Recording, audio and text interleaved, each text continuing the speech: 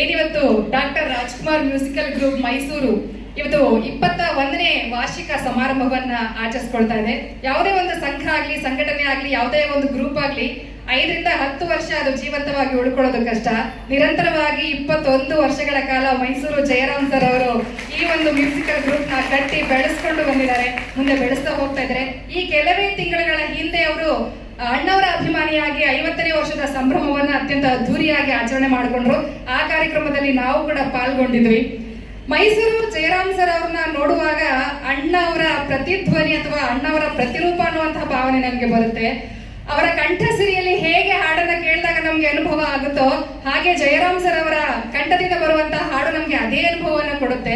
ಅವ್ರು ಹಾಡುವಾಗ ನಾನು ಗಮನಿಸ್ತಾ ಇದ್ದೆ, ಭಾವಾತೀತವಾಗಿ ಆ ಹಾಡಿನೊಳಗಡೆ ಆಳವಾಗಿ ಹೋಗಿ ತನ್ನ ಆಂತರಿಕ ಭಾವನೆಗಳನ್ನ ಹೊರಗಡೆ ವ್ಯಕ್ತಪಡಿಸುವಾಗ ಅವರ ಮುಖದಲ್ಲಿ ಏನೋ ಒಂಥರ ಶಾಂತತೆ ಭಾವ, ಸಂತೃಪ್ತಿಯ ಭಾವ ಕಾಣಿಸ್ತಾ ಇರುತ್ತೆ. ಅಷ್ಟು ಮಗ್ನರಾಗಿರ್ತಾರೆ ಹಾಡೊಳಗಡೆ ಅವರು.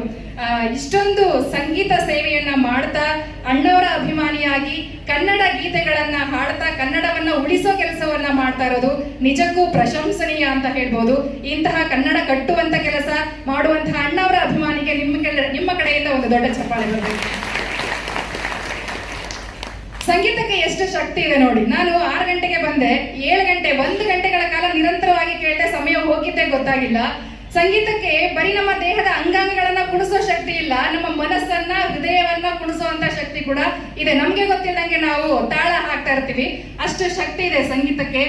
ಒಂದೇ ಕ್ಷಣದಲ್ಲಿ ದುಃಖವನ್ನ ತರಿಸುತ್ತೆ, ಒಂದೇ ಕ್ಷಣದಲ್ಲಿ ನಗುವನ್ನ ತರಿಸುತ್ತೆ, ಒಂದೇ ಕ್ಷಣದಲ್ಲಿ ಕಣ್ಣಲ್ಲಿ ನೀರನ್ನ ತರಿಸುತ್ತೆ, ಒಂದೇ ಕ್ಷಣದಲ್ಲಿ ಏನೋ ಒಂದು ಹೊಸ ಉತ್ಸಾಹವನ್ನ ನಮ್ಮಲ್ಲಿ ಹುಟ್ಟಾಗುತ್ತೆ.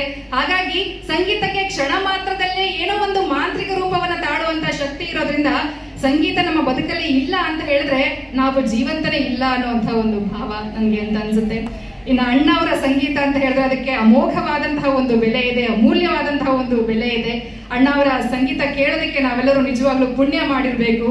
ಅವರ ಹಲವಾರು ಬಹುಪಾಲು ಚಿತ್ರಗಳಾಗಿರ್ಲಿ, ಬಹುಪಾಲು ಸಂಗೀತ ಆಗಿರ್ಲಿ, ಅದು ಭಕ್ತಿ ಪ್ರಧಾನವಾಗಿತ್ತು, ಪ್ರೀತಿ ಪ್ರಧಾನವಾಗಿತ್ತು, ಸ್ನೇಹ ಪ್ರಧಾನವಾಗಿತ್ತು, ಸಮಾಜವನ್ನ ಬದಲಾಯಿಸುವಂತ ಶಕ್ತಿ ಇತ್ತು ಆ ಹಾಡಿಗೆ.